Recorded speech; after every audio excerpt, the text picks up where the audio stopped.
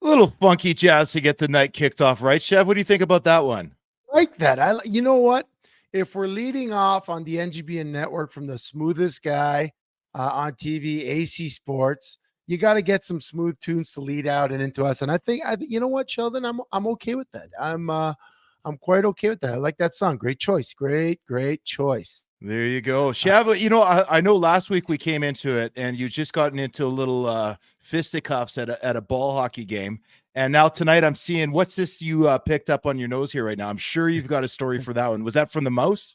Where'd no, that one come from? no, not the mouse and not the ball hockey. This one came tonight while I came home late from work. I worked out after work. I got home around 6:30.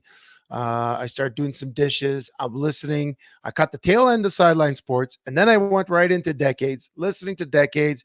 And I think it was right around the time they were talking about parenting styles and things that went in. And I was washing some bowls, and I have like a whole rack of baking bowls up in the top corner of in a cupboard, and I'm kind of lazy to remove all the metal bowls and kind of fit the one in. That's so I tried to pick them up with one hand and slide the big one in, and as I slid it in, this glass bowl like landed right on the bridge of my nose. So it instantly split me open. Like instantly, I was pissing blood everywhere. And I was like, oh gosh, I don't know how this is going to work. But it's thanks to Rubio and the boys at Decades that I was so listening intently that I didn't want to make too much noise and pull everything out. So I tried to one hand it, and I got a bowl right across the bridge of the nose, and it kind of hurts. I'm not It gonna looks lie. like it. It looks Do I like it, look Chev. tough? Do I look tough? Yeah, yeah, you're fighting like 36-year-olds in ball hockey one week and getting cut by bulls another. I don't know. This story's not as good as last week's was, but it's happened to us all. For me, it's the low stuff. It's pulling the big pans out of the bottom that I always drop on my toe. But yeah, Chev, I think you're going to get through this one tonight, guys. We've got a great show lined up for you tonight. There are a lot of things going on in CFL. I'm sure you guys have heard about Chad Kelly and the disaster with the Toronto Argonauts. We're going to spend a little bit of time looking at that from the perspective of two guys that played. What should be done? What shouldn't be done? How is this going to affect the locker room? Second segment, guys, we've got a great guest. Dave DeRocher played with the Seattle Seahawks, played with the Montreal Machine in the World League of American Football back in the day. And he's also I was going to say, huge contributor to the network. 100%. Yeah. And host of the Hawk Talk. What else we got? Well, after that, we're going to take a little bit of a look at what else has been going on in the world of sports and of social media. A couple guys getting in trouble in the last week. I think we're going to talk about that third segment. And as always, Chevy, if we don't get to everything, I think we might be looking at a little bit of overtime tonight. But guys, stay tuned. We got a great one lined up for you. We'll be back right after this.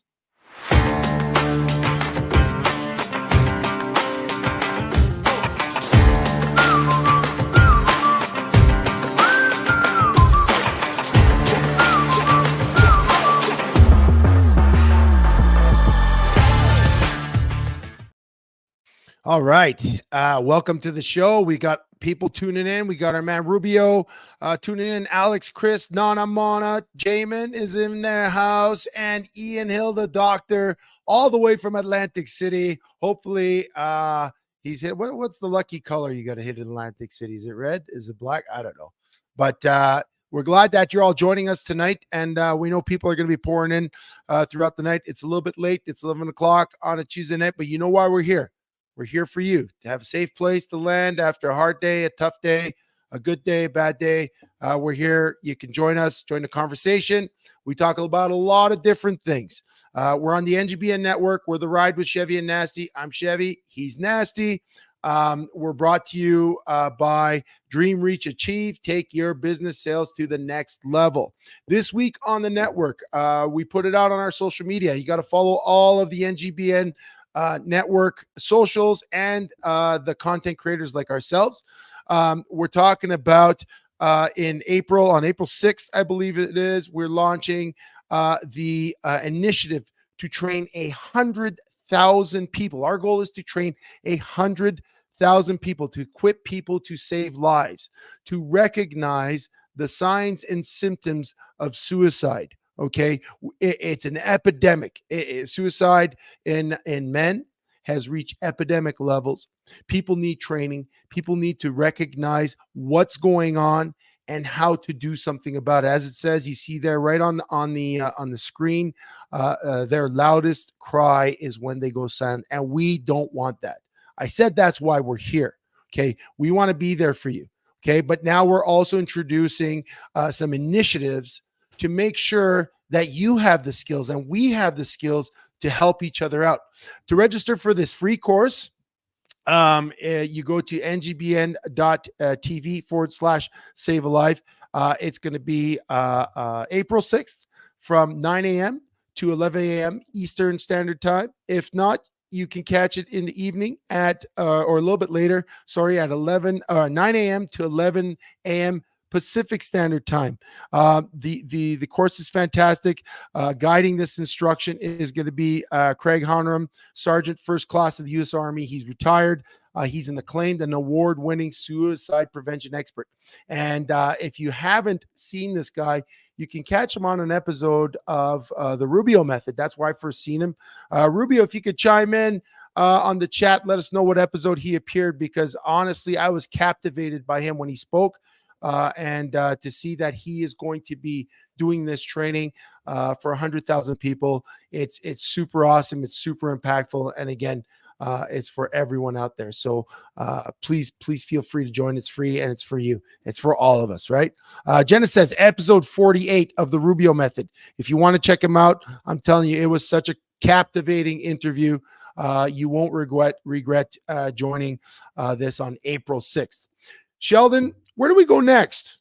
I think we go where we always go around this time, Chev. And I think we're going to kick this off with a little bit of 300-pound poetry. Let's do it. Jenna, cue the music. Let's hear it.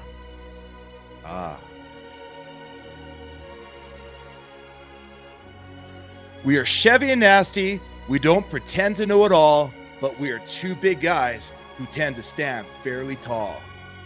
Are the Toronto Argos about to hit a stormy sea as a lawsuit hits the team and their league MOP? Chad Kelly was named in a sexual harassment lawsuit. Will allegations be proven? Will he be given the boot? And on the topic of harassment, tomorrow is Pink Shirt Day, where we stand up for those who don't often have their say. Should we or shouldn't we? We know Nona Mona's invested, but overtime's always a topic around here that's highly contested. We have got a great show for you tonight, but will it cut the mustard? Although we are 300-pound poets, we sometimes get flustered. I was getting flustered in warm-ups because you know what's funny, because you see a name all the time, and in my mind it was Mama Nona or something along those lines. I had the hardest time saying it correctly, because it's one thing. You know what? It's one thing in your head, but it's got to come out differently in your mouth. But your circuits aren't synced up right. If you were like drunken stumbling home at 3:00 in the morning and you couldn't stand up, that's literally how you were trying to get through that line on the poem. And Jenna and I were listening to you, and man, we were dying. But you pulled it off. I thought you know what? I thought you were going to stumble, and you really pulled it off. What does Nanamana say? She says, Chevy, you're wearing a safety helmet on. It's going to be a wild ride. No, it's not a safety helmet. No, it's pink flamingos. Like Tony Montana would say in the Scarface hair, hey, pelican, look at the pelicans. She's like, they're flamingos, Tony. What do you know? You're a junkie. So Sheldon, will this show cut the mustard? It's funny you bring that up. There's an article that came out of Kingston, Ontario in the last week where or a while back, where the parents were notified that the fun lunches, there's this app you can sign up to get your kids lunches so you don't have to make a lunch every day. An announcement from Subway sandwiches that they are discontinuing mustard as a sauce on their sandwiches. Chevy, can you do that? No, listen, this is not even a debate. So mustard goes on any pink meats in a sandwich. So if you got a pink meat, like if it's ham, if it's prosciutto, if it's capicola, if it's mortadella, you got to have mustard. Anybody that puts mayo on the pink meats, you should probably leave the show now. White meats like turkey, chicken, obviously tuna, you put mayo on. So if they remove the mustard, you got a whole family of meats that don't have a condiment. I mean, you cannot remove the mustard shell. Like Montreal smoked meat comes with a whole whack of mustard. Yeah. If you don't have mustard, we got a problem. And they're saying that there's a shortage of mustard. And I also had heard on Reddit there was some franchise owners that refused to speak on camera because I think CBC reached out to them, but saying, listen, Subway corporate told us that they're phasing out mustard. Apparently, it's not a popular condiment anymore because of all these new crazy I don't know. For me, I'm a traditionalist with my sandwich. I need mustard. I don't know how about anyone listening at home. Is it like, are you on the mustard wagon or are you not going to miss it? Like, see you later. Like, what about you, Sheldon? It's funny. Well, I'm a mustard guy. Like, so I smoke a lot of meats, briskets, Yeah. but I do a lot of pulled porks, and I make a lot of like mustard based sauces. So I'm a mustard guy. Like, even on my pulled pork, I sometimes get tired of the sweetness of barbecue sauce all the time. And you have a smoked pork shoulder smothered in some mustard. It's just delicious as Schwartz's in Montreal smoked beef in Montreal. So yeah, but I get it. Tastes change. Like when I grew up as a kid on a Ukrainian farm in Saskatchewan, my Guido, my grandpa, ate a lot of ate a lot of meat in a can, spork, spam. They used to love that stuff, right? But tastes change over time. Yeah, And but maybe the world's just passing us by. Listen, Nana Mana says it best, and we're gonna talk about this later. Well, when we talk about teams, but you cannot get rid of mustard. What are you gonna put on your hot dogs? What are you gonna put on your hot dogs? What's Rubio say? Rubio always said people that dislike mustard want nothing to do with it at all. They don't want to see it, smell it, or taste it. My wife is that way. I don't know, man. Dijon mustard. Everyone's chiming in. Like everyone loves mustard a bit. If they get rid of the mustard in Canada, there's going to be a revolt. I don't know if you remember a few years ago when Heinz Ketchup closed their plant in Toronto, Ontario. And this is, I forgot the name of not Nipissing, but it was a little town in Toronto, in Ontario. This town was built because they were the tomato capital of Canada. Heinz pulled out and went to the States. It became a big deal, and people were upset. And then what happened? French's who makes the mustard, another American company, but they swooped in. They fired up the factory. They put everyone back to work, and they became the ketchup capital. And they just kind of played on the, hey, you know what? This ketchup's important to Canada. These tomatoes are important to Canada, and it's going to grow. So I don't know if Subway pulls out the mustard, they might lose some fans. I might have to go to Subway with my own little squeezy of mustard. I don't know that Anthony Cobb smooth me on the radio. Overtime, mustard over ketchup. We might have to talk about it overtime. I do think this is going to overtime today. I don't know. Sheldon. We've already missed our mark by about 5 minutes here because speaking of cut the mustard, as fun a topic as that is, I was absolutely shooken this weekend when the news came out of Toronto that Chad Kelly and the Toronto Argonauts have been named in a sexual harassment lawsuit. So, Chev, the story is this. Apparently, the Toronto Argonauts were kind of groundbreaking. They brought on an assistant strength and conditioning coach a number of years ago. And she's worked her way up the ladder, really well respected in the organization, really well respected with the guys.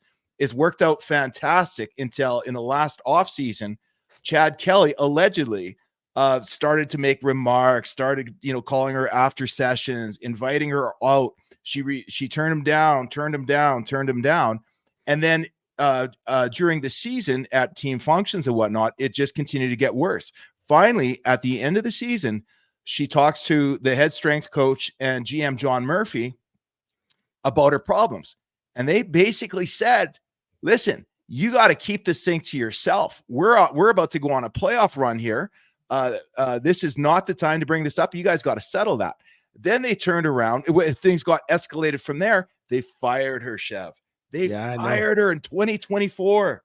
Yeah. And yeah, I don't know, man. Like, so these are all allegations. It's going to court. She's suing the Argonauts and Chad Kelly. No one's really commented on this, but in the court of public opinion, it doesn't look good. First of all, for Chad Kelly, unfortunately, like, first of all, he was the league's MOP. 2 years ago, he won the Grey Cup in relief of McLeod Bethel Thompson, came in and people were like, this guy is good.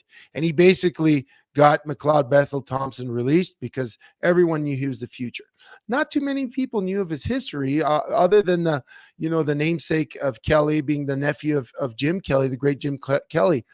But, he steps in last year, and the Toronto Argonauts were quite unstoppable. They were the toast of the league. In fact, everyone thought they were going to beat the Alouettes, except for me. I might say they beat the Alouettes, or the Alouettes beat them, but they were the top team. They were the team to beat this year, and he was named the MOP. Well, and but if you look a little deeper, Sheldon, just bear with. He's got a bit of a history. His NFL, he got released from Clemson for conduct detrimental to the team when he was there. Transferred to JUCO, transferred back up, committed. He was released from the Denver Broncos after criminal trespassing. He walked drunkenly into a family's house, and they found him on their couch. Yeah, then he was suspended from the Colts for violating some NFL personal conduct policy. So he has some history, and that might play against him. I don't know how much. I mean, listen, first of all, we're not putting any doubt on whether this happened or not in terms of, doubting the accuser, because, that's the last thing we're going to do is doubt someone whose life earnings, her basically her career is in jeopardy because of this. People don't do this. They fired her. Right? Yeah, they fired her, right? No, but her career, I'm saying her career as a strength and conditioning coach, when you get fired, it affects you throughout your career, not just with that team, right? So this is pretty serious allegations. And when it goes to court, they're going to look at all this stuff, whether she has any hard evidence, whether it's text messages or any of that stuff. We don't know any of that yet. We just know that a lawsuit has been filed.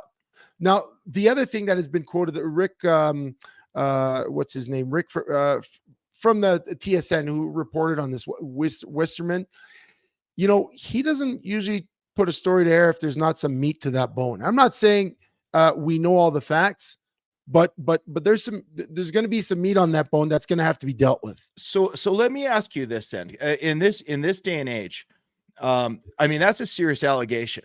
And my feeling on this, if it was any other guy on the team, even if it was a backup quarterback, it would be an instant suspension pending investigation. And I'm not going to jump on it and say it's been proven, but there's a lot of smoke here. And it's a very bad look for both the Argonauts and the CFL with this hanging over their head. If they can't get this settled and resolved, which the courts will not do in a short manner, in my opinion, if this was anybody else, it would be an automatic suspension pending an investigation.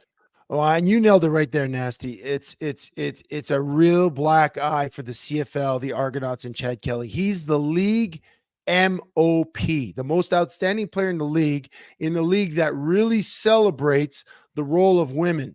The league has made some tremendous strides in the last number of years, creating internship programs and coaching opportunities for women to develop, to show what they can do. And there are some of the most fantastic women in sport that I've met through my association with the Stampeders and the Edmonton Eskimos. Some really amazing women that now, even in a coaching capacity, they're being able to prove this. And this really puts a black eye on that, if any of it's true and if it gets proven.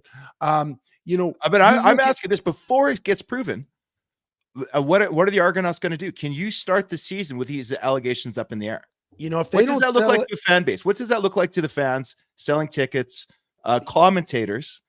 How do you handle something like this? The optics of a league that's always dying for sponsorship money in a corporate climate in North America, where you stay away from that type of controversy with a 10-foot pole. This is very bad, even on a business level, if they don't resolve something before the season. My sense is they're going to settle out of court. They had a lawsuit similar to this a number of years ago with Toronto, very similar situation. And they settled out of court and kind of went away, and none of us really heard about it. But yeah, no, it's definitely in this day and age, you can't cover things up. you definitely have to do the right thing. You look at what happened with the Team Canada, the World Junior Team 2018. We got professional athletes now. Okay, and they were all named in the news. They were all named. They've been recalled. Guys that have played juniors in 2018, now professionals, 3 of them in the NHL, had to report to court to face allegations of a more serious nature of rape and sexual misconduct of that nature. But still, this is the day and age where large organizations cannot cover this type of stuff up. You have to do the right thing.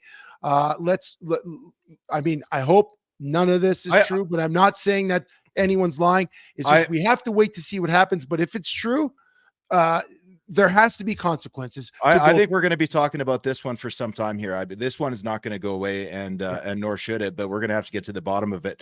And speaking of which, guys, I think we've come to the bottom of the segment and running a little late as always. For those of you that love overtime so much, Ernie Regas writes in, foot-long hot dog just for a start. Yeah, buddy. I mean, that's, and especially the Americans, right?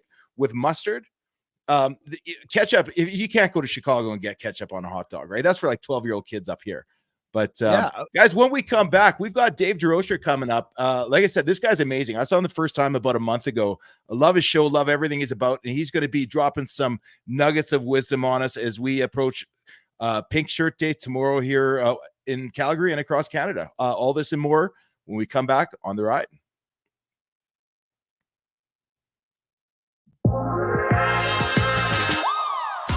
One week after launching our exclusive sneak peek, NGBN TV was live for 3 days of continuous coverage from Super Bowl 58 in Las Vegas.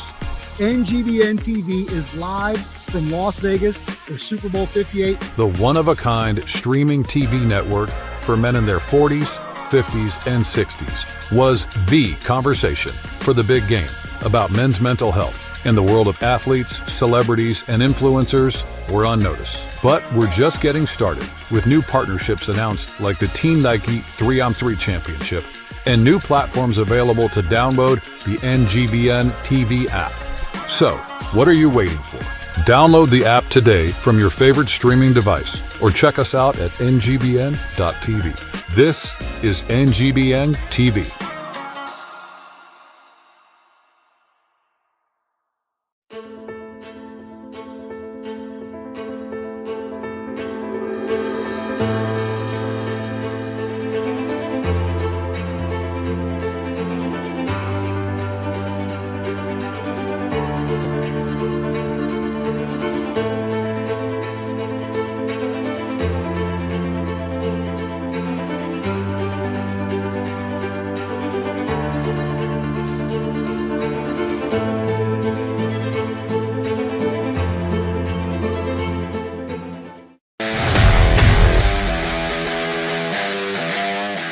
Hello, my name is Charles Schultz, host of The Edge of Greatness. I hope you choose to join me on a journey into discovering the greatness in your life through the exploration of 7 pillars: purpose, mindset, resilience, discipline, commitment, people, and courage.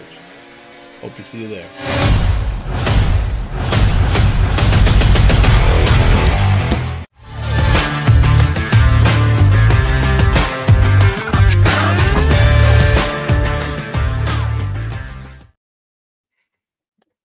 I'm just smiling here. I sent something I meant to send to you and Jenna, and it went to Rubio, who chimes in. It just made me laugh. Anyway, Chev, welcome back, guys. This segment is brought to you by We Drone Media in Calgary, your one-stop shop for all realtors. Sorry, I'm still smiling about this one. Media featuring interior and drone photos and videos, floor plans, and virtual tours. If you're a realtor in the Calgary area, check them out at wedrone.ca. Chev, going into the break, we talked a little bit about Pink Shirt Day, and I think this is something that most people across Canada know something about. Our kids are involved in it, but you've got a special involvement with this. You've been working really closely with this cause for a number of years. Why don't you tell us a little bit more about that? Yeah, so tomorrow, for those that don't know, it's a Pink Shirt Day. And Pink Shirt Day is basically an initiative across Canada. And I think they do it around the world now. It's kind of spread. And it started out in the Maritimes, where this one kid got bullied and harassed at school for wearing a pink shirt. And the two boys, they basically stood up for him. And the next day at school, they started moving where everyone was wearing pink shirts to kind of show solidarity, and it really spread and became a movement. And so tomorrow, February 28th, is Pink Shirt Day, and I've been involved in a number of ways in bully prevention since my playing days. I've toured across Canada for Dare to Care, which is Canada's oldest bully prevention and awareness organization. So I've done education sessions across Canada.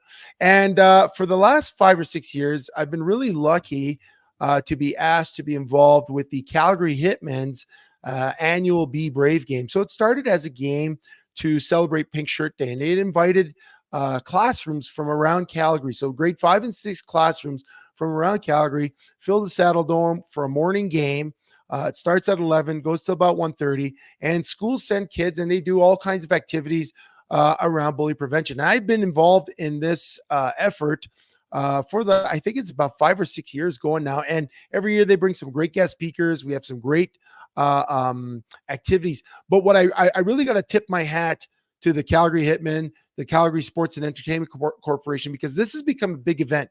In fact, so big that during COVID, I believe it was 2020, when the season was canceled, they still held a Be Brave event. And what they did then was they did a coast to coast live stream broadcast where we were in front of 40,000 kids delivering bully prevention messaging. We had artists, we had musicians, we had people share their stories. And, over the years, we've had a number of awesome people share with the kids. And tomorrow looks like we're going to have about 15,000 kids in the Saddle Dome celebrating Pink Shirt Day. And again, really, the cause is to help those who don't have a voice. When we talk about bullying, it's a negative behavior that repeats over time, and there becomes this imbalance of power. And, you may not have had an experience having been bullied, but chances are you have seen someone bullied. And even worse, some of us, sadly admit that maybe when we were younger, and maybe even now, we're bullies. It evolved in so many forms, whether it's in person, physical, emotional. Now with the online stuff, it's even worse. We talked about harassment in the last segment. Sexual harassment or harassment of any kind is a form of bullying. And in that case of that girl who was fired or allegedly fired for this, it definitely, she was in a position where she was bullied because she had no power, even though it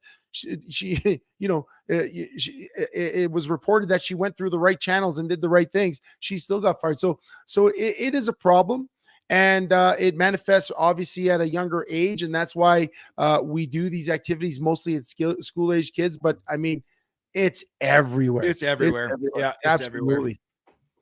everywhere. And with that, this week we reached out. We have a great family and a great network here on the NGBN. We have men and women serving men in their 40s, 50s, 60s, and 70s. And we have some great people, some great, you always see Rubio here. You see AC, you see Alex, Chris, a lot of our contributors. And we really put it out there to see if anybody wanted to join the show and really share their story of bullying if they had a perspective. And one person, a few people stepped up, but the person that's joining us tonight, Dave DeRocher, he stepped up to say he had a story of bullying. And so let's bring Dave on, talk a little bit. Dave, welcome to the show. What's up, guys? Man, it's great to have you. I'll let Sheldon give you the nice intro. So Sheldon, take it away. I'll tell you what I got to see Dave for the first time when you were down in Vegas with the Super Bowl, and I couldn't believe the shape that you keep yourself in. Guys, you got to check this guy out online. This guy looks like he's training. He looks like he's ready to step in. You've got at least a half, if not a full game inside you. Wouldn't you say, Dave? Well, so when I was 52, this is about 6 years ago, I tried out for the LA Kiss arena football. I ran the 40, and like the first third, I pulled my hamstring. The second third, I pulled my groin. And the coach goes, "Hey, big man, did you get your hammy?" I said, "Yeah." He goes, "Don't run." I go, "Good." Hey, coach, if one of those young kids touches that bag, you guys know one-on-one drill. If one of those kids touches that bag, I'll go home. I'll take my T-shirt and go home. I didn't go home till the thing was over. So we had a good time. Nice. Folks, you got to just Google this guy. He's everywhere. First off, he's a host of the Hawk Talk podcast, a former Seattle Seahawk, former Montreal Machine in the World League of American Football, and you're involved in a lot of great projects in your community and across the country, which I think we're going to talk a little bit more about a little bit later. But as we're getting into bullying, where does this come from your standpoint? Obviously, you're a big dude. The average person looking around would say, "Well, what does this guy know about bullying?" What is your experience in bullying? Yeah, so I've always been big, and just much like you guys. I mean, it just doesn't happen. Well, my little brother who's now 6'9", I think he's still growing. And, he's 50 something years old. And so, my mom's 6'2", dad's 6'7", so we're big folk. And it wasn't until I got to junior high, I was so much bigger than everybody. But when I got to junior high and I was in 7th grade, the 9th graders I was bigger than them, but they were, much older. And so it's just something that started happening where the 2 or 3 at a time, they would just pick on me and bully me. It would be in PE. They'd come from behind me and, slide tackle me. And I'd get up and, what am I going to do? Take on, 3 9th graders. They'd snap me with towels in the locker room. Or at dances, I'd, be standing there and get a kidney punch in the back. And, I was miserable. And it wasn't until I finally, and I forget when it was, but stood up to one of them. And the fight wasn't that much, but the fact that I stood up to him and fought him, it was like the after school up on the blacktop, and just was swinging wildly because it was so pent up. And then things finally abated, but it was a horrible experience. But and Dave, for you, obviously having that size, and you had that aha moment that, hey, I could stand up for myself, and being a big kid, it sure helped you out. But we talk about mental health all the time on this network, right? And we have kids that never have that moment that you had, never have that victory, never had that moment where they say, hey, wait a second, I can stand up for myself, or I can get help. I can find a way. And it affects them throughout life. We got MD and the chef who always talk about downstream events affecting you upstream. And that's one of those events where if you were bullied, whether it's in school or in your friend group or in your work group, even people get bullied in their adult lives, it can affect you and really impact your lifestyle. Would you agree? Oh, absolutely. I remember, because I was so awkward, I couldn't do a push-up, a pull-up, or anything. Yes, I was bigger, but I had no coordination or, you had long arms, Dave. Listen, us guys with long arms. Well, but I overcompensated. I ended up benching over 500 pounds, but it like I said, I overcompensated. So yeah, there's some issues. There's some pent up stuff there. But I agree 100%. I didn't want to go to dances. I didn't want to go to places, at school. I cringed when it came time for PE, because I knew what, it was going to happen or possibly would happen, because it happened so often. But you're right. I was at that time about 6'3". I didn't grow until my sophomore year. I grew like 3 inches one summer and showed up 10th grade. I was 6'6". But I wasn't 5'5". Right. Where, some of those kids, they like you said, they never have that where they can actually, stand up for themselves. I do remember one, and this is like it happened yesterday, when I actually started lifting weights, because I never really lifted weights, and I went off to college, and, I came home and I was about maybe 275 or something, still growing. But one of those guys came up to me at a house party, and we're standing around talking, and I see him. And I see him inch closer, and he comes up to me and goes, Hey, Dave, I'm Greg. I said, I know who you are, Pick. His nickname was Pick. I go, I know who you are, Pick. And he goes, Dave, I just want you to know, hey, back in the day, he goes, that was, all in fun. I said, no, it wasn't fun. I'll tell you what, in about 30 seconds, I'm going to have some fun. And he looked at me, and I said, seriously, you need to go. It's the last time I ever saw Pick. Yeah, so, there you go. And you know what? And it's funny too, because when I was like, I think you're originally from, a large center in California. I was from a small town of 120 people in northern Saskatchewan, Canada. Oh gosh. Our school was K to 12. So I was the same thing. I was 6 foot tall in grade 7, and by grade 9 I was already 6'3". And you think that, it sounds like you're a god among men, but really what you are is you've got a target on your back. If for me, it was the grade 12 kids when I was in grade 9. I was instantly a target just because you stood out. Right. And I mean, you think about, well, it's the kid with nerdy glasses, or the kid that doesn't wear nice clothes. It is anybody who stands out. And especially if a person sees a weakness where you kind of show that it bothers you, which in junior high, of course, everybody's insecure, right? It does not matter about the size that you're at. But if they can find that one thing on you, and that continues into the real world too. Like when you're on the team, you're the guy trying to make a team. When you're in the workforce, it's that imbalance of power, and you can't state it enough that it's not just somebody in a higher position is saying mean things to you. You can feel like you're being owned until you find a way to turn that around. Now, I know both of you guys have done some work on this. What would be your advice? How do you start turning that around rather than just fighting guy? I fought my way out of it too, but not everybody can. If I could jump in for a sec, guys. Rubio had a great question. Is there a fine line between when it helps out and doesn't? See, this is the thing. A lot of people. So bullying has those 3 key elements, right? It's got a negative behavior, it's got an imbalance of power, and it's repetitive.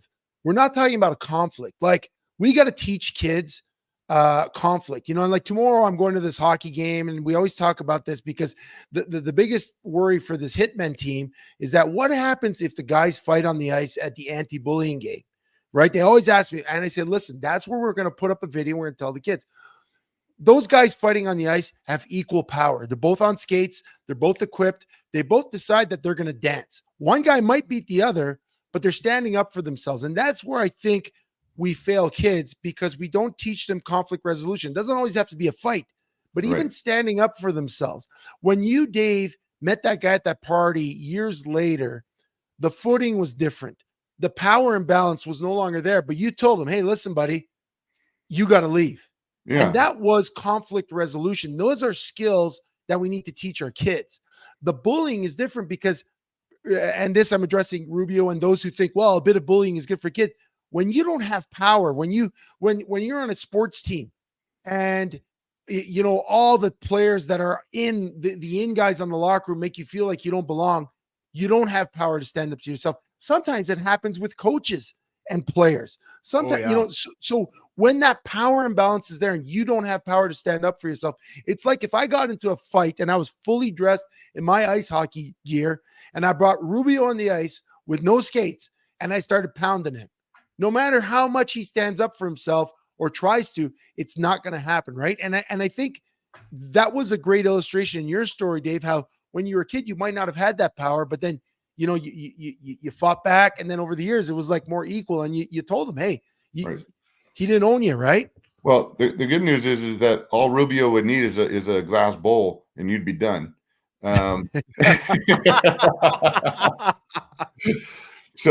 Hey, don't think I wasn't paying attention.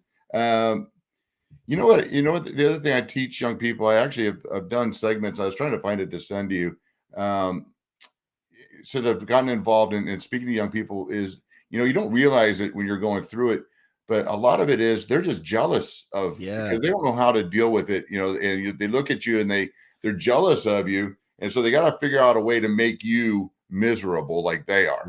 Almost. And if you can recognize that it's not you, it's them that has the issue. What is it? The issue, and try to your point, use your words instead of physical ways to remedy that. It's the hardest thing to do, especially when you're a young person. But like I said, as you get older, at least when I look back, I know exactly what the problem was.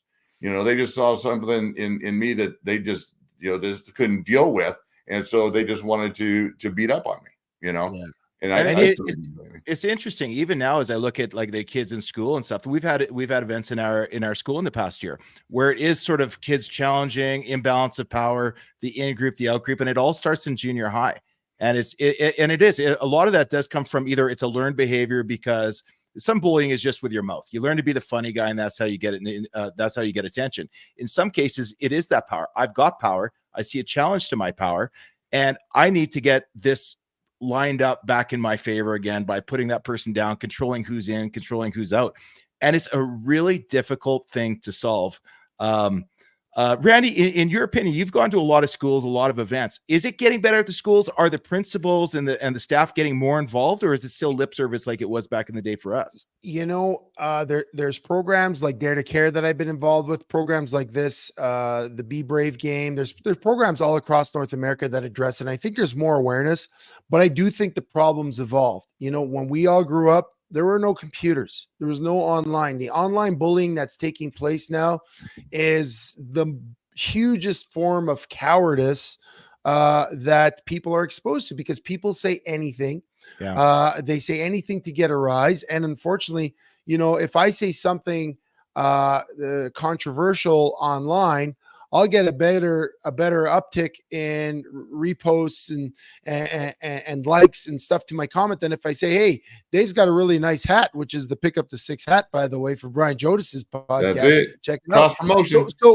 So we've learned as a society that negativity not only sells in the corporate world but it sells in your own personal brand. And you really, people, unfortunately, kids and adults, they give a lot of weight to what's going on in the world of social media. As Rubio said, jealousy is a huge issue, and people will manifest their jealousy and their envy through negativity, or even the behind the back comments. Sometimes they say, the biggest form of bullying is the silence, right? When people are silent towards you, you think, oh, what's and so there's a lot of noise, between the phones, the computers, the social media, the TikToks, and kids and adults are trying to pay attention to that, and they're trying to keep up and trying to, we're trying to live that image, and everyone wants that image. And then when people start chipping away at you, it really affects people's mental health. We've seen across Canada, and I'm sure in the United States, a number of situations where kids have taken their own lives because of online bullying and harassment. And it really is a problem. We talk about suicide prevention. It's happening in our most vulnerable sectors, which is our youth, right? Well, and so the thing with the online and social media bullying is that, where I was having to deal with 2 or 3 people, you can have 30 cats jump in, 2 or 3 people see it. And all of a sudden you're bombarded with all of this negative stuff. And that could be very daunting. As you're talking, I've gotten involved with a program. It's a children's book series called Junga the Dancing Yeti. And to be honest with you, I don't know. I was introduced, I think, through LinkedIn. Somebody knew I did a lot of speaking and told me about this guy who's writing this book. And it's about accepting people's differences and anti-bullying. And he uses this Yeti as being a, kind of outlier character, and everyone teases him because he's, a Yeti. He goes, hey, Dave, I'm doing this book. And I started telling him about the fact, of my story being bullied. He goes, would you endorse this book? I said, sure. And then we started reading it. And it's for kids that are 3 to 5 years old. And it just talks about accepting differences. And there's different, he said, I think 3 books. He did an animated adaptation of his 3rd book, which won some awards. And then he did a book on sportsmanship and asked if I would do the voice of one of the main characters, Coach Hoxie, and because Seahawks, so Coach Hoxie. And I brought in 4 other former NFL players, Brian Sipe, just because Brian Sipe is one of his heroes. Brett Fairnow is pictured there. I played with Brett. He played about 7 years in the league. We're both actually all of us, most of us were Aztecs. J.R. Tolver and then Marcus Ogden. And we all provided voices to the latest book about sportsmanship. And, I think that's how you make the difference, because you both have said that it's a learned deal. You learn it. And then we're talking about junior high when we're 12, 13, 14. Well, if we learn at 3, 4, 5, hey, we're different. Let's accept each other. Let's love and respect each other. Love and respect, man. And I didn't say you have to like them. I said love and respect. We're not going to like everybody, but we can love and respect everybody and accept their differences. and that's going to make things a lot better. Well, that's what I tell my kids. Like, you're not best friends with everybody in your locker room on a football team. It's not like you're one big family. You are family, and you don't even like everybody in your family. But the love and respect, that's a choice and a decision, and that's character that makes everything work. It just makes everything work. And that gets everyone going in the same direction, right? And that's the message we have in schools. You don't have to be everyone's best friend. You just have to make sure that you're respecting people so they can do their thing and they can find their way. Because again, whether you're in a high school or you're a rookie on a veteran football team, everyone's just trying to find their way, And I'll never forget my first day playing football. I was 19 years old. Okay. I went into a locker. I was actually 18 years old, went into a locker room. I was a man, and I did not know how to put the pads in the pants and in my butt pads. Like, I played hockey my whole life.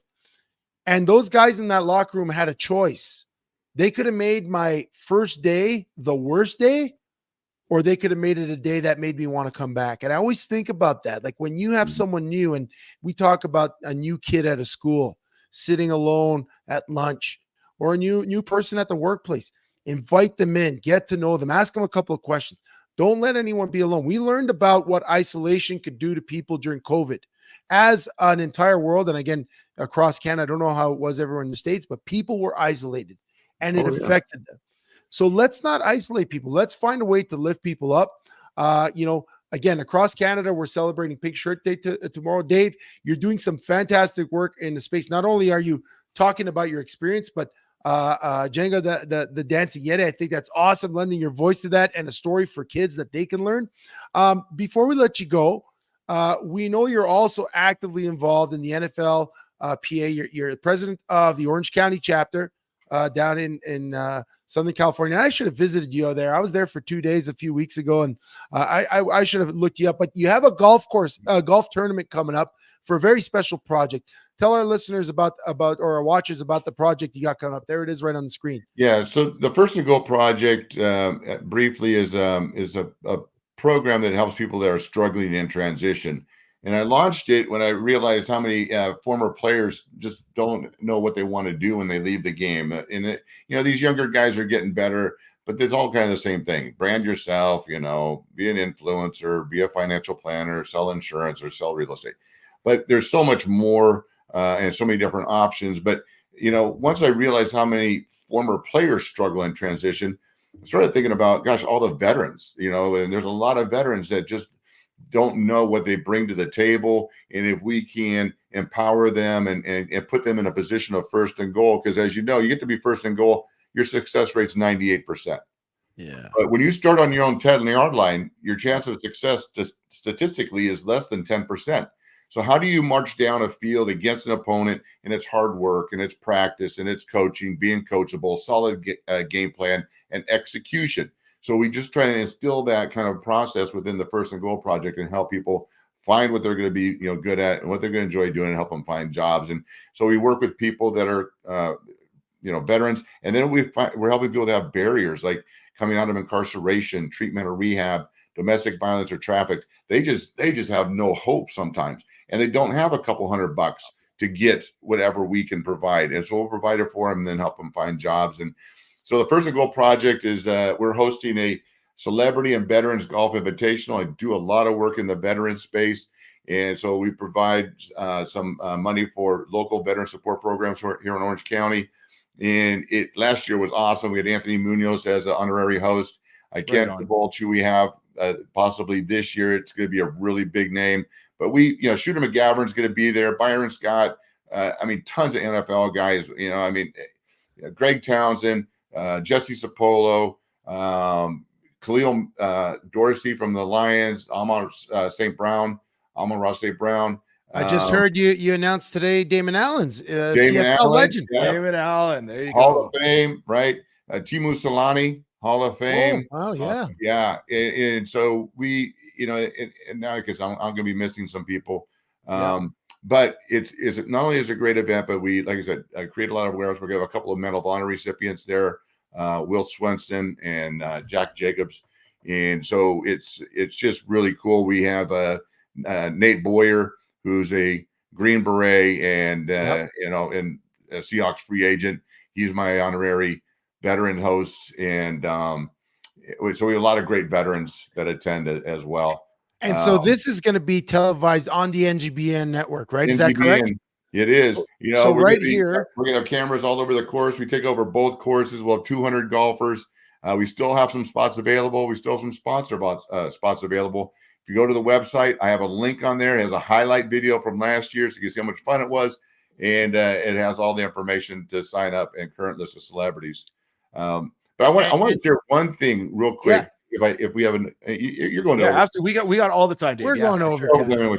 So hey, I love being a part of this network. When it was initially presented to us as like, okay, 40s, 50s, 60s, okay, great demographic. That's me. I'm 59. Create the content, okay.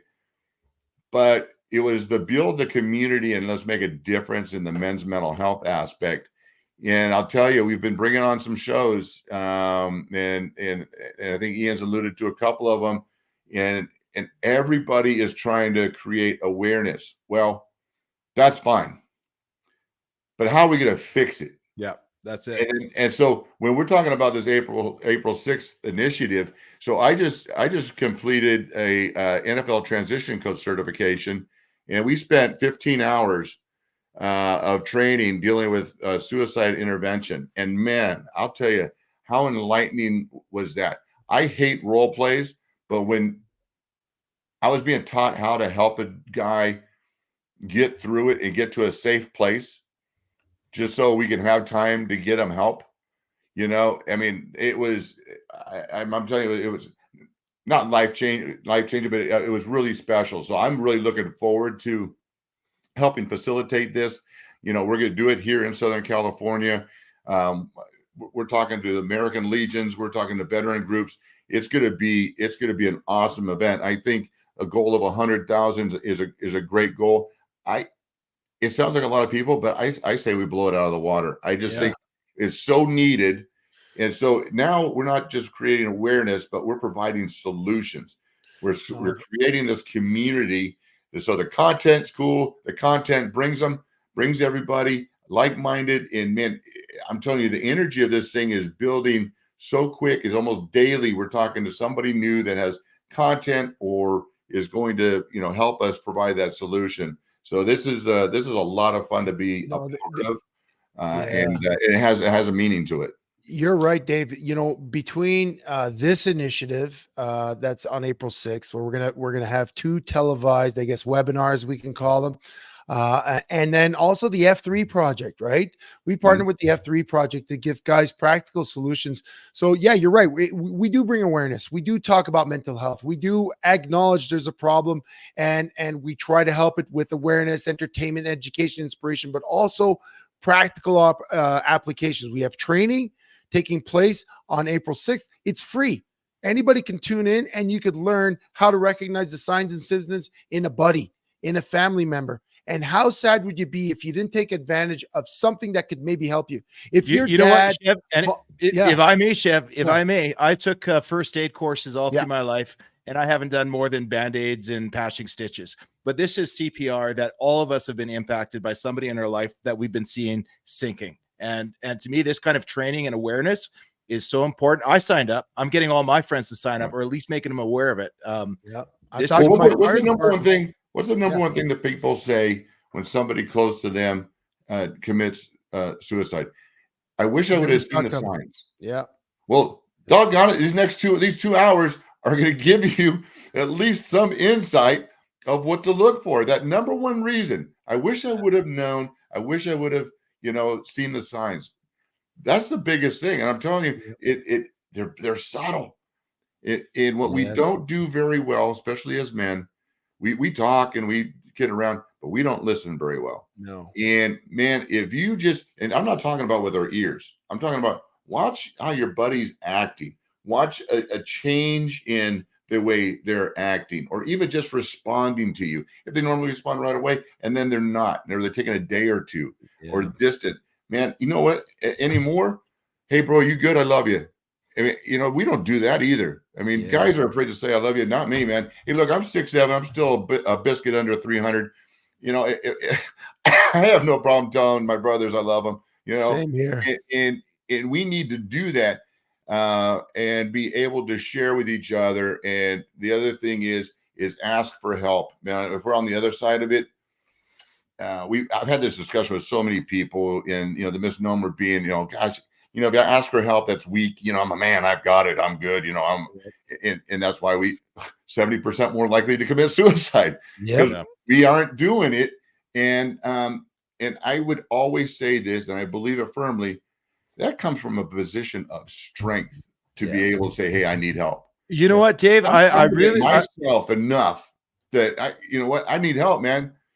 I'm not weak at all. I'm just saying I could use you, brother. Yeah. So, folks, we're on a hard out. We're about to get cut off on the network here, Dave. Thanks so much for joining us today, guys. Just a reminder, look him up. But you just Google the man. You're going to find him all over the place. And guys, Hawk Talk. If you're a Seahawks fan, you got to check out Hawk Talk. And I'm on Sideline Sports too. I'm on Sideline Sports. So Sheldon, I think we're hitting overtime. Dave, thanks for doing this. We're going to do this again. We're for sure going to do this again. We're going to get more into the football career, have some fun. Today was about the bullying. Today was talking about suicide prevention. Thank you so much for your insights. Love you guys. Love you too, man. We're going to take a break. I know most of you are still hanging out with us. Sheldon, we got lots to talk about. You alluded to the intro. We thought we were going to get to overtime. Looks like we're doing it. We'll take We're doing it. We're going to be off the network, but those of you guys that are still watching, guys, just jump over to YouTube or Facebook Live. You can continue the ride with Chevy Nasty. Dave, thanks so much. Love you, brother. All right. Have a good night.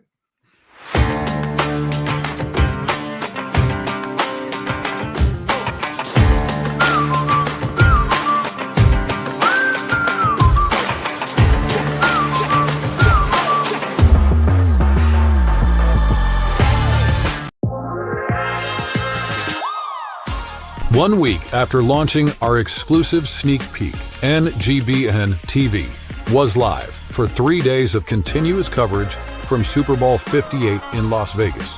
NGBN TV is live from Las Vegas for Super Bowl 58. The one-of-a-kind streaming TV network for men in their 40s, 50s, and 60s was the conversation for the big game about men's mental health. In the world of athletes, celebrities, and influencers, we're on notice. But we're just getting started with new partnerships announced like the Team Nike 3-on-3 Championship and new platforms available to download the NGBN TV app. So, what are you waiting for? Download the app today from your favorite streaming device or check us out at ngbn.tv. This is NGBN TV.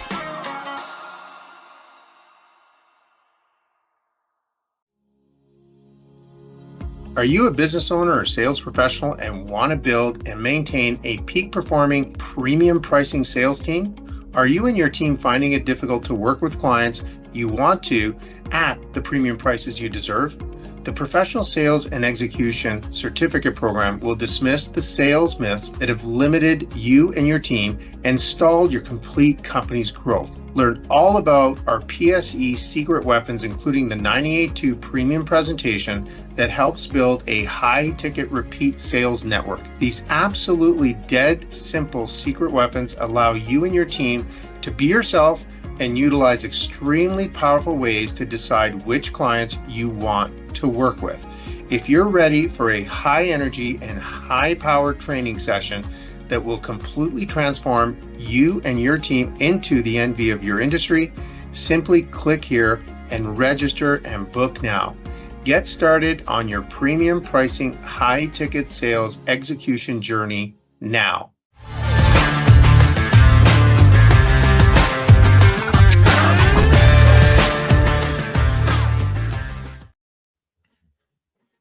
Here we are.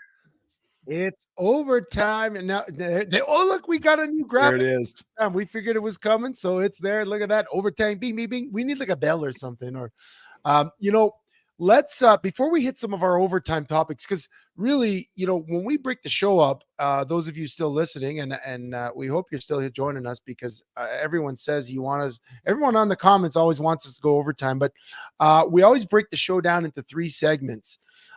But we know for sure that when we have a great guest lined up like Dave, we don't want to cut someone off when it's too good. Like you just don't do that. And we have the ability to keep rolling into some of the things that we want to talk about.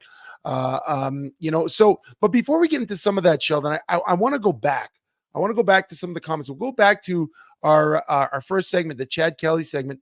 What some people don't see in the comments, we have a private chat, and Jenna can't be in both, but she really made a great point, and I asked her if I could share it, and she said, and this is common from a lot of women. I've done a lot of work because I've also, not only have I worked as a bully prevention specialist with Dare to Care, I've also worked in domestic violence prevention with the Alberta Council of Women's Shelters. So I've traveled around Alberta, and I've talked to different groups with vulnerability, and women is one of them. And when wrote, she said what pisses her off is that she knows what it's like to finally speak about being assaulted and then no one believing you. And that's why this is very delicate. As we talked about Chad Kelly and sort of his history and what it could mean for him and the Argos and this female coach that was assaulted, we have to respect that when a victim steps up, just like what we're talking about bullying, when someone steps up and says, hey, this is happening, if our first response is, well, is it really happening? Then you really shut down anybody from future dealings with coming forward, because they know that they're going to be the ones that are shamed or not believed. So you have to go there with the eyes of belief and try to support victims in this situation. So Jenna, really appreciate you sharing, because that is one of the biggest issues with people who experience harassment and assault of any type of nature, physical, emotional, sexual nature. There was a case actually, the flip side to the Chad Kelly thing, and I sent you this story. Let's see if I can find it. Former NFL player Sheldon, that he actually played in the NFL. See if I can get his name here. I sent you an article about it.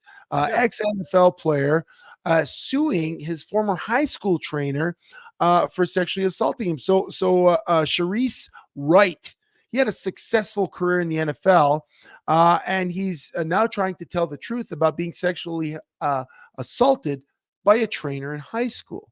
Now, it happened that the trainer was the daughter of the head coach. She had a lot of power over him and other players. And I skimmed through the article because I found it right before showtime. But basically, these boys, these high school boys, and I think of my son in high school, 15, 16-year-old, being, I guess, for lack of a better term, forced to have sex with her. Now, I know in this world that we live in, people be like, "Oh, what's he complaining about?" But really, he was a victim.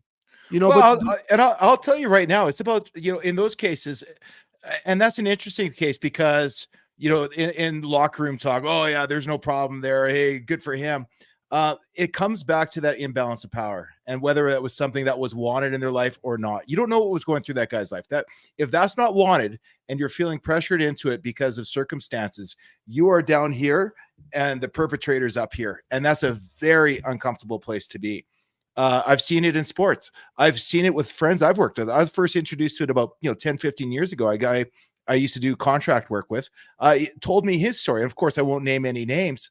But he said that was one of the most defining points for about 10 years of his life. And he said the most frustrating thing was nobody would believe him. It caused all this trauma for himself, for his family, and some of his relationships, and nobody would believe him. And it's that thing, what Jenny was saying earlier, where, with the experience of coming out and having somebody want to either sweep it under the rug because they're too close to it. They just want it to go away. It's such an ugly topic. It's such an ugly conversation that for years, that's all we did. We swept it away. You could accuse somebody of trying to just get famous or career advancement, get in the news, and there are cases of that from time to time. You do see cases of that, but I'm telling you right now, when you have a woman who is coming out, you've seen a change in her behavior, you know how hard it must be to do it. 99% of people aren't looking for fame. They might not even be looking for justice. They're just looking to be heard and understood and want somebody to say it's going to be okay and that this is going to stop. Yeah, and you know what? It's funny. This reminds me of a conversation we had. You work in macho environments your whole career, like I did. I go from the football field, which is male dominated locker room mentality, and we all know the conversations and how it's been. I was there for 17 years. Sort of how it is. Even from when you played in high school. You're the football guy, the BMOC, big man on campus. The relationships between men and women. A lot of those things that people assume were happening in the locker room, those type of conversations. Then I go to the fire hall, which is a male dominated environment. A lot of blue collar male, and great people. But I remember a conversation, it was interesting. I was a rookie in a hall, and it was right at the peak of the Me Too movement. And I thought this was such a powerful conversation. So I was sitting around the table with a bunch of firefighters. And again, don't need to name names, but we're watching TV, having a coffee. And I guess one of the cases came up, and it was on one of these entertainment shows talking about one of these celebrities speaking up, maybe about Harvey Weinstein or one of those at the time. And kind of the conversation at the table started with the snide remarks, she's just want to get fame. Oh, why didn't she come forward 10 years ago? All this stuff, right? And the most macho guy at the table, like this guy was actually the captain. And when you're the captain of the crew and this was a good captain. This is a captain everyone respects. He was that tough guy. He was that guy that, he says some off-color stuff. And I'll never forget, the conversation went around the table and everyone took a jab, like the male macho jab. And we're all guilty of it. Right.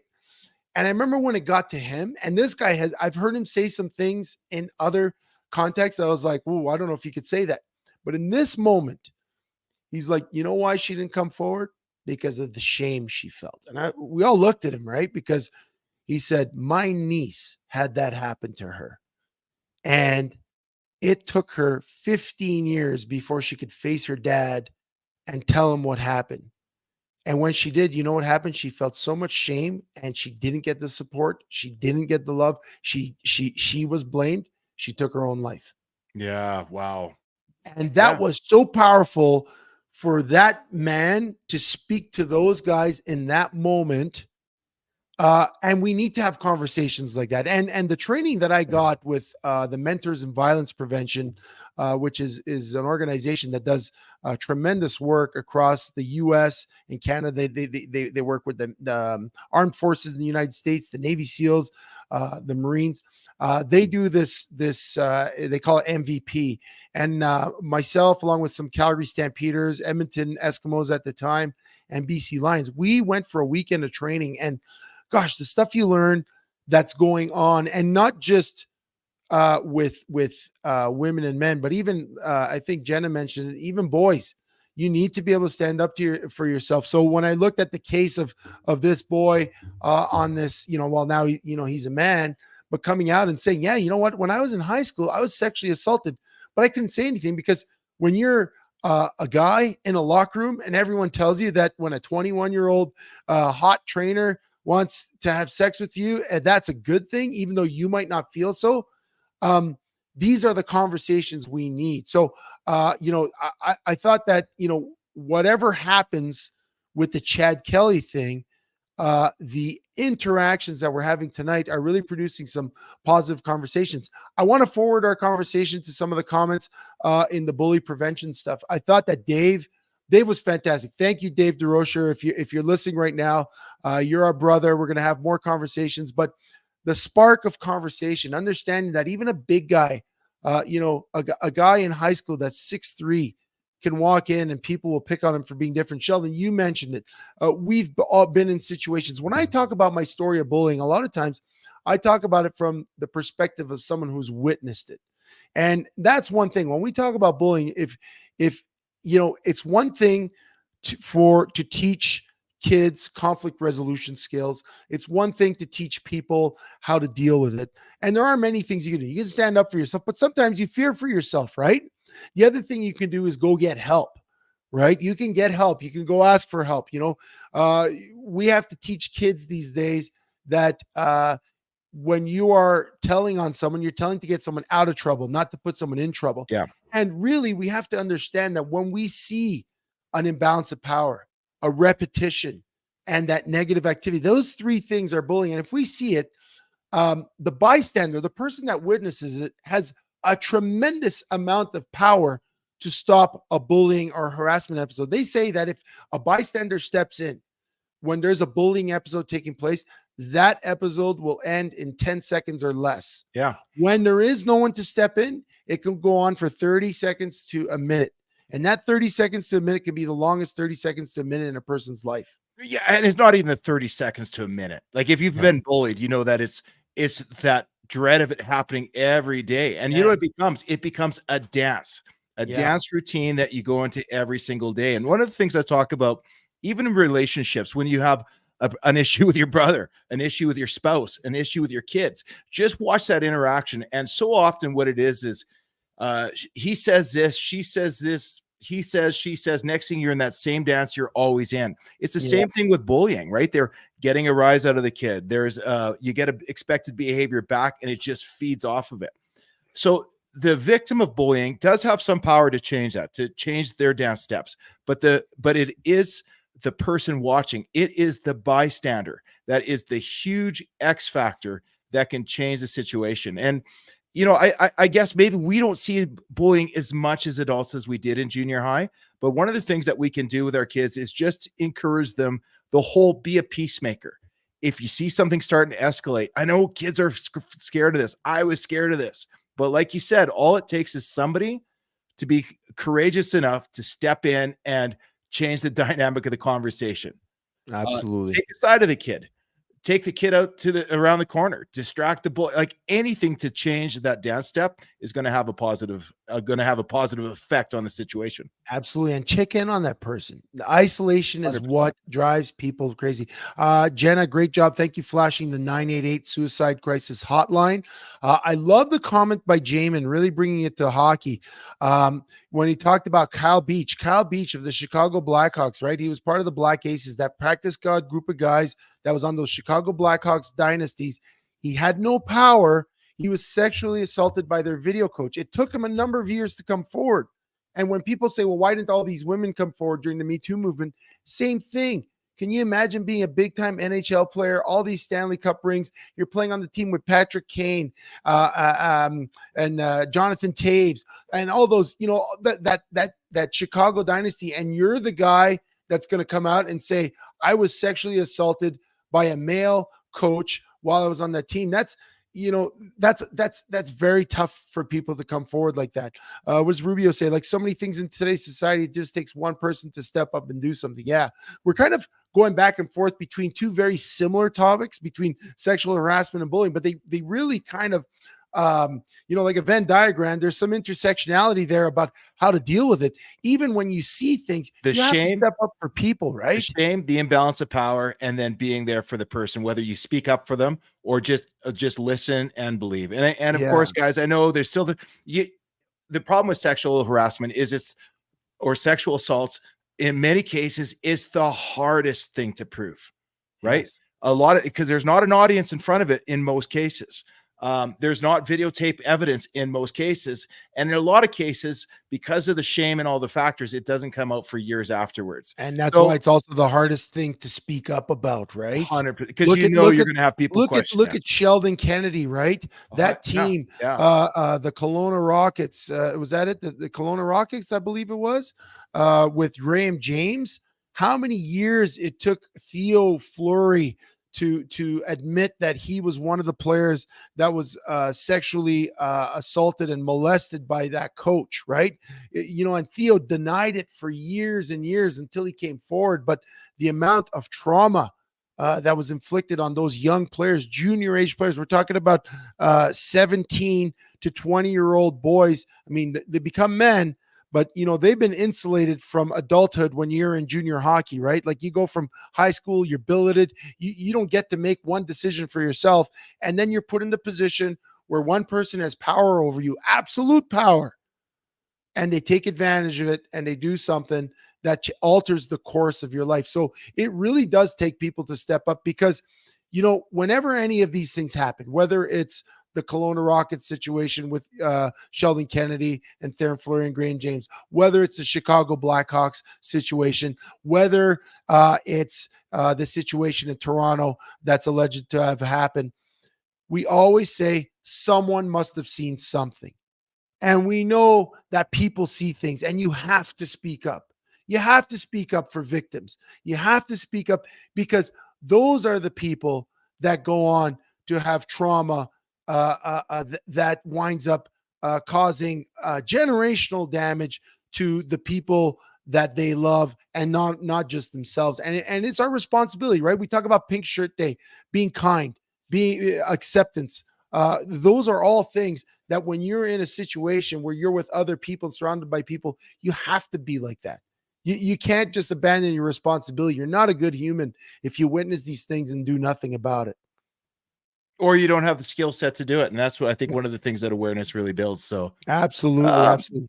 So let's lighten it up. Let's lighten it up. We we're in overtime. We had a couple of topics we want to hit. Sheldon's got his little glass of vino. I got my Batman cup. Overtime hit again. Thank you, first of all, Jenna, to our fantastic producer. We're so glad you're back. We're so glad you're with us. Thank you to all of you listening. We love the comments. Keep them rolling in. We don't always announce it, but I'm always trying to read them because there's some really great nuggets. That's why I go back sometimes. But one of the things we read this week is the Winnipeg Jets.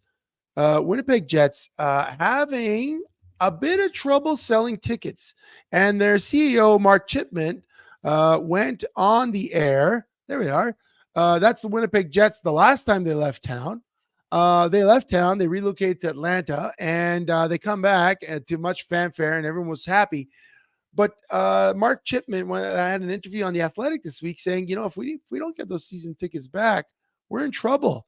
Well, here's the thing. So when the Winnipeg Jets first came back, they had the season ticket drive, and they sold out their 13,000 tickets that season tickets they thought to be viable in a matter of minutes. And really, from that period on up until the pandemic, they were averaging. I just checked. I had the numbers in front of me here a few minutes ago. They're averaging between 15 and 16,000 people a game. But it's the last 3 years, Chev, coming out of COVID, right, where they had maybe 5,000 people cutouts in the stands. They averaged 12,000 or 13,000, 14,000 this year. They're averaging less than 12,000. That's almost 30% down in 3 years in an NHL franchise. I mean, that's a big number. What is the cause of that? Well, you know what? We're in an economic downturn across Canada, right? We talk about it every time. Inflation's risen. It's gone down a little dip lately, but everything costs more. The cost of living for families is more and more. And when you're in a town like Winnipeg, that's more or less a government town. There's not a lot of industry in Winnipeg. Correct me if I'm wrong. Jamin, you're out there. Yeah, they've got logistics, transportation, some resources. Yeah, but things that cost a lot are the first things, especially when it comes to tickets and luxury. Tickets and luxuries, people are going to cut out.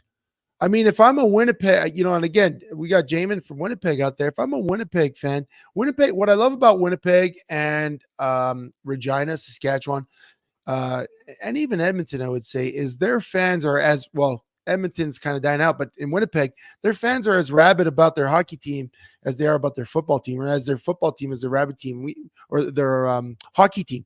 We don't always see that in Canadian cities where there's an NHL team and a CFL team. But do you think it's 100% about the money? Like I look at it from this. So even for myself, Chef. So coming out of pandemic lockdown, what the number one thing I learned? One, yeah, it is nice to get out into and like touch grass and breathe air.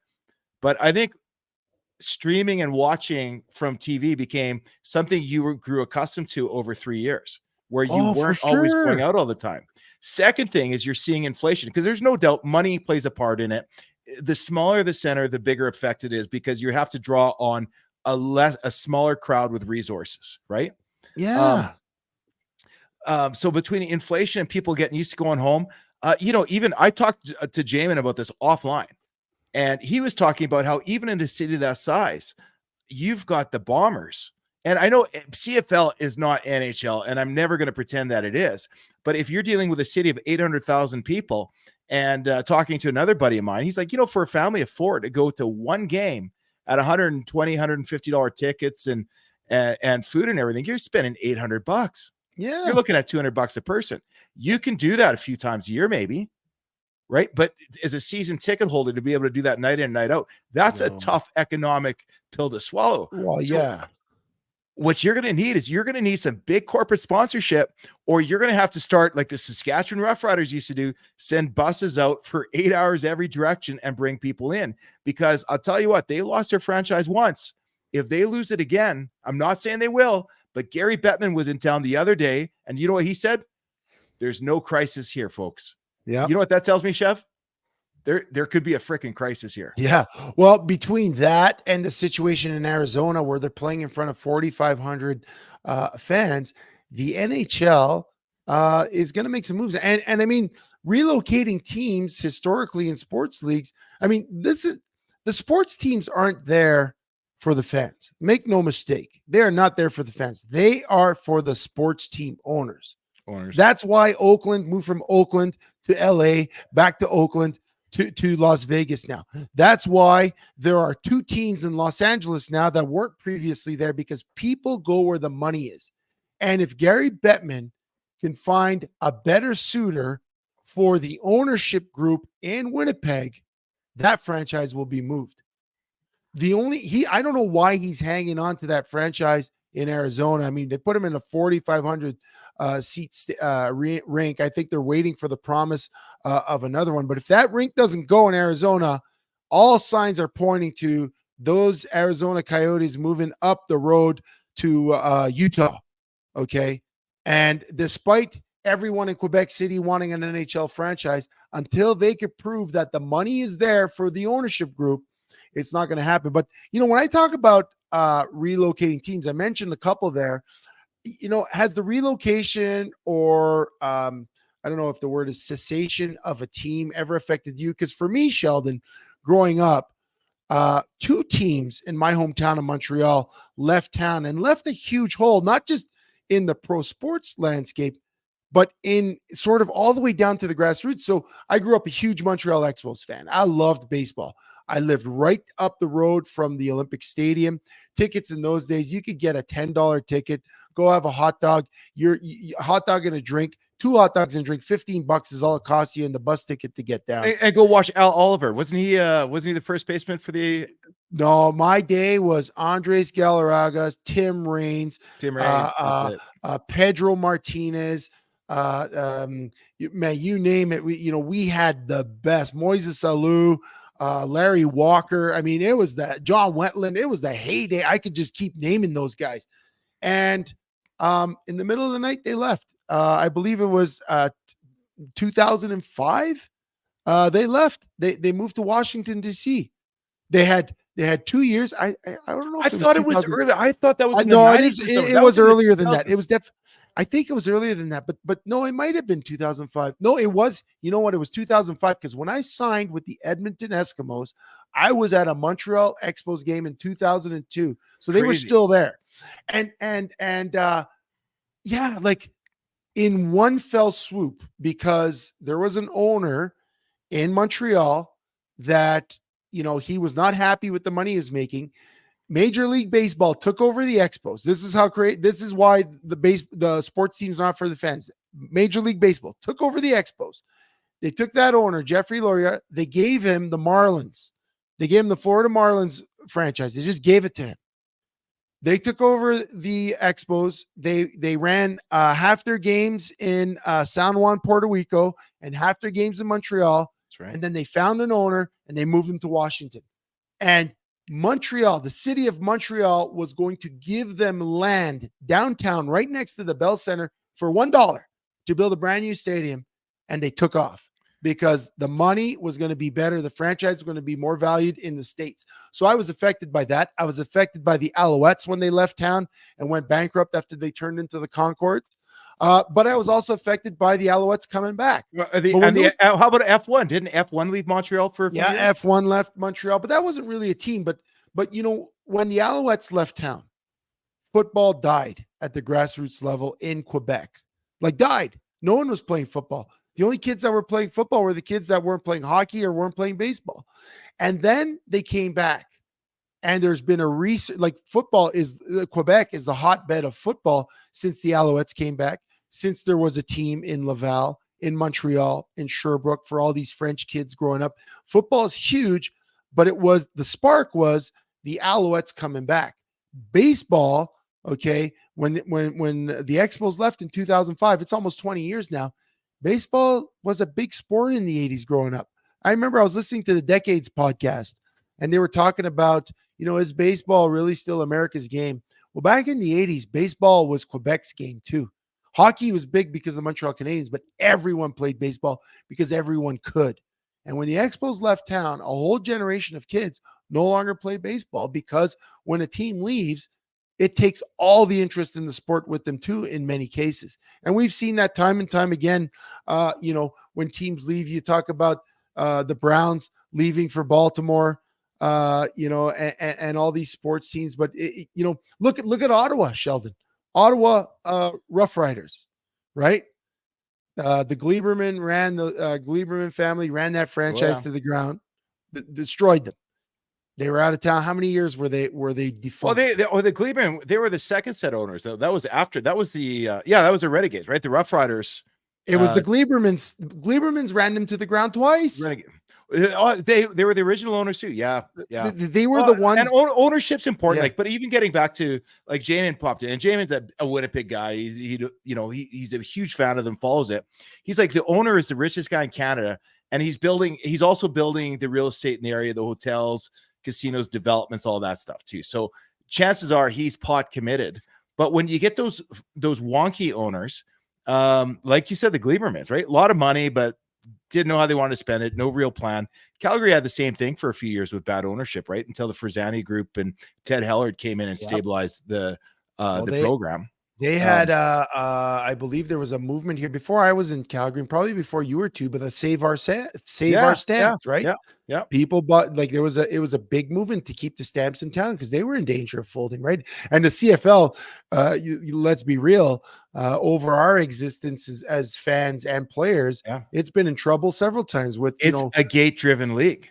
Yeah. So you're always at the mercy of your relationship with the community and how many people are showing up. And I'll tell you, that's the other thing with the Jets right now. I think maybe they had a little bit too much success too fast.